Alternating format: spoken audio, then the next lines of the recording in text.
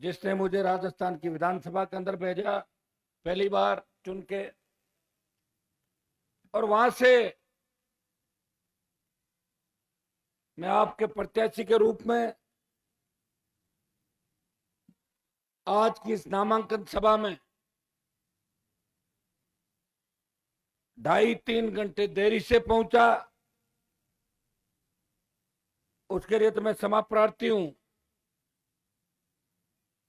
लेकिन मुझे याद है 2018 के अंदर जब नामांकन सभा हुई थी,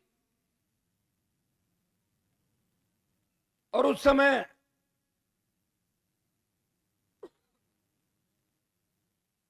थोड़ा सा जल्दबाजी में कार्यक्रम पहले दिन तय हुआ,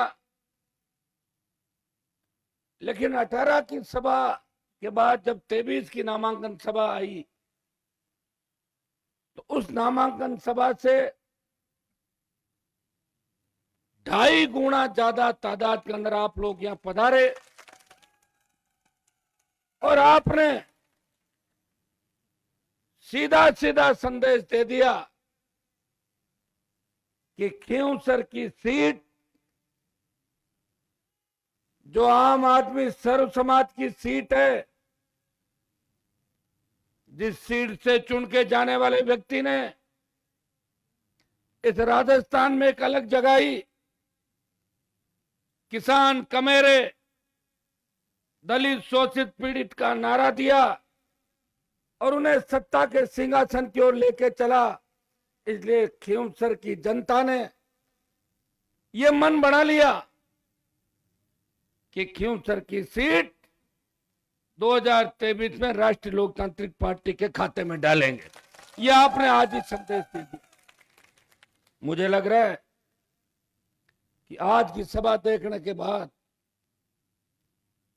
कांग्रेस पार्टी के कैंडिडेट भी बदल सकते हैं, कई तरह के आ सकते हैं कांग्रेस पार्टी, क्योंकि कांग्रेस ने तो नागौर में प्रत्याशी घोषित किया, ने खींवसर के अंदर। मुझे लग रहा है कांग्रेस और बीजेपी दोनों मिलकर मुझे घेरना चाहती है कि हनुमान जी को खींवसर में बिजी रखें, ताकि आरएलपी के जो योद्धा राजस्थान के अंदर चुनाव लड़ रहे हैं इनके वोट की अपील करने नहीं जा सके। लेकिन मुझे पूरा भरोसा है मेरे परिवार पर।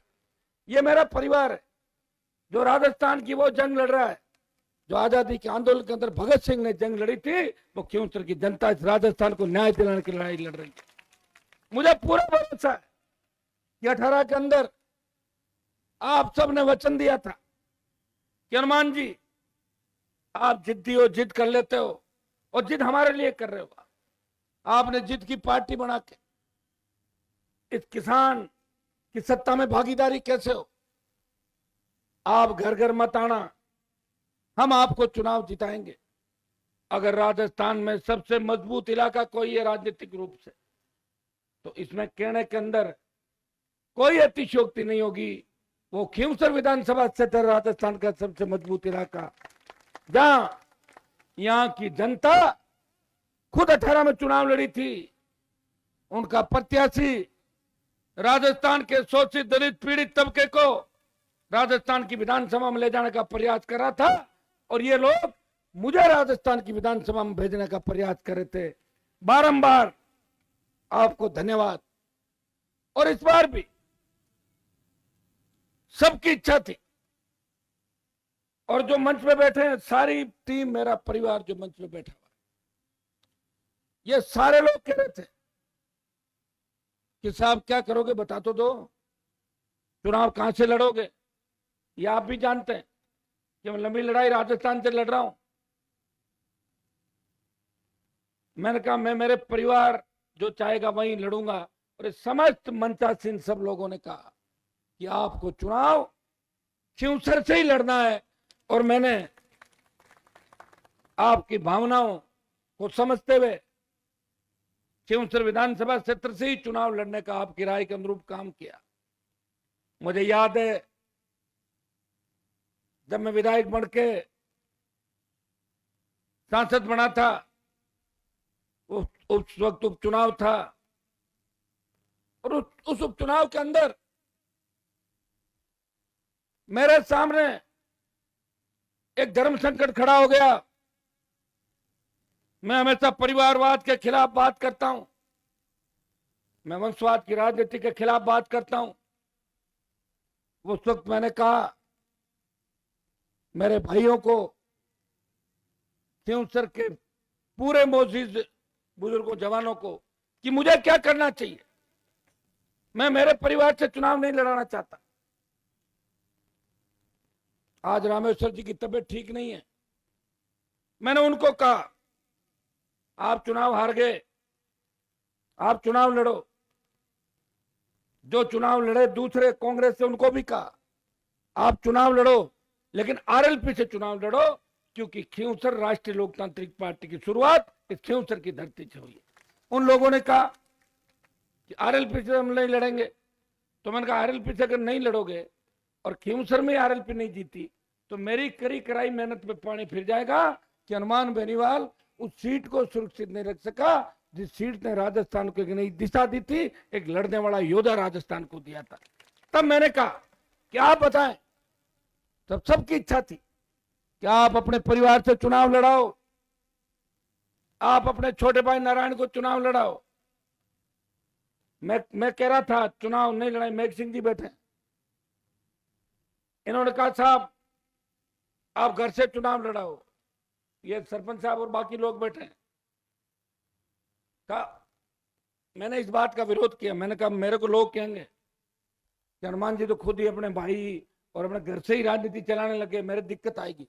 तो खींवसर के तमाम जो मंच पे बैठे लोग, इन्होंने मुझे कहा कि अगर आप अपने भाई को चुनाव नहीं लड़ाओगे तो हम फिर जरूरी नहीं कि सीट आपको जिताएं। मुझे डराया, धमकाया मुझे, और मैं मान गया। क्यों नहीं मानता? मुझे पता मेरी तरह जिद्दी है, जिस तरह मैं जिद्दी हूं ये मेरे से ज्यादा जिद्दी है। मैं समझ गया टाइम पे। मैंने कहा ठीक है, जिता दोगे, जिता के ले आएंगे। उस वक्त के चुनाव को, जो राजस्थान का सबसे महत्वपूर्ण चुनाव था, 8 चुनाव हुए राजस्थान के अंदर, अभी उपचुनाव। उसमें 6 चुनाव कांग्रेस की झोली के अंदर गए, 1 चुनाव भारतीय जनता पार्टी का राजसमंद के अंदर, और 1 चुनाव राष्ट्रीय लोकतांत्रिक पार्टी जीती खींवसर के अंदर। 50 विधायक और 15 से ज्यादा मंत्री, पूरी राजस्थान की सरकार मुझे घेरने के लिए,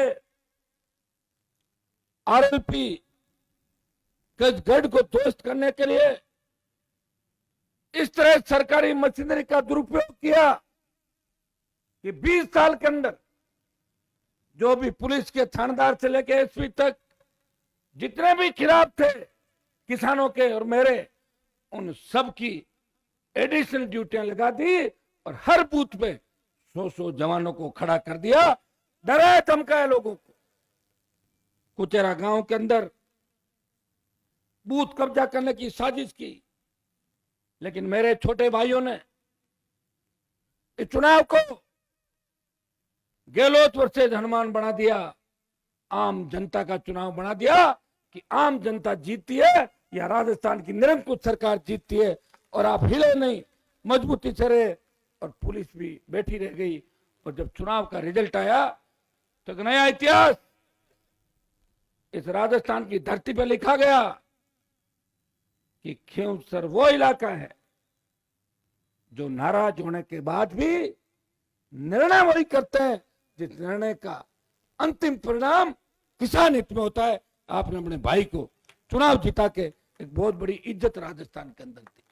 मुझे याद है जब 2014 के अंदर, मैं तो यारी दोस्ती निभाने वाला व्यक्ति हूं, जिस नागौर प्रत्याशी की नारायण बात कर रहा था, उनको मैं ही 9 के अंदर लाया था कि भंवर जी वगैरह सारे गवाह बैठे इस तौर जीत के। 9 में बीजेपी में था, वसुंधरा से झगड़ा था, ये सब बोले क्या करें। मैं आपका मन क्या है कि कुछ ऐसा कर दो ना कि बीजेपी का इलाज हो जाए। मैं तो वही चाह रहा हूं, करना ही चाहता हूं इलाज। कांग्रेस प्रत्याशी बनाया हमने, चुनाव जिताया, लेकिन हम चाह रहे थे कि हमारे हिसाब से, जनता के हिसाब से चले। नहीं चले 13 में निर्दलीय में आ गया था, जीता आपके सामने। 14 का लोकसभा का चुनाव जब मुझे लड़ाया तो नागौर जिले के 2 दर्जन बड़े नेता, जिनमें ज्यादातर कांग्रेस पार्टी के नेता थे, उन्होंने हाथ में गंगाजल लेके कहा, हनुमान जी आपको चुनाव लड़ना होगा और हम सब नागौर जिले को संभालेंगे।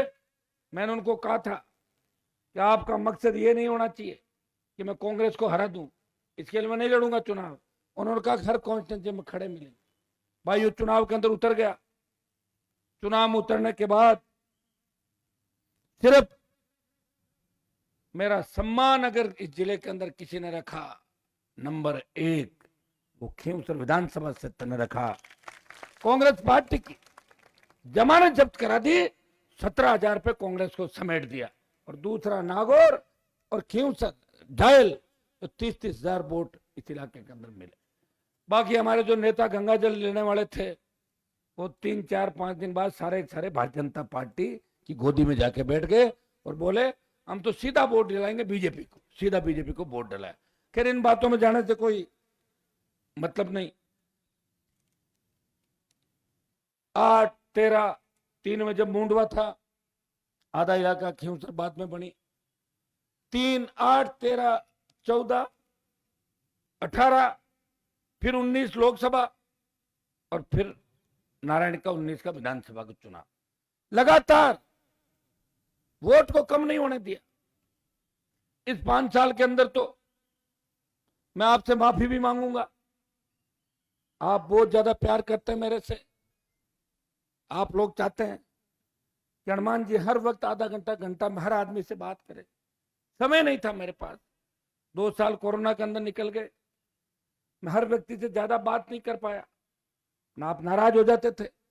अकेला व्यक्ति हूं, 24 घंटे जन सुनवाई करता हूं, सरकारों से लड़ता हूं, मोदी से झगड़ा, गहलोत से झगड़ा, फिर भी खाली हाथ घर से कोई नहीं गया। अगर रोता हुआ हनुमान बेनीवाल के पास आया, वो हंसता हुआ मेरे घर से गया। ये मैंने प्रयास राजस्थान और प्रदेश के अंदर किया। कौन देखता है अब टीवी पर आपको कितनों ने देखा, ये कैसे पता चलेगा? घर घर इंटरनेट पहुंचने के बाद अब सब कुछ है डिजिटल।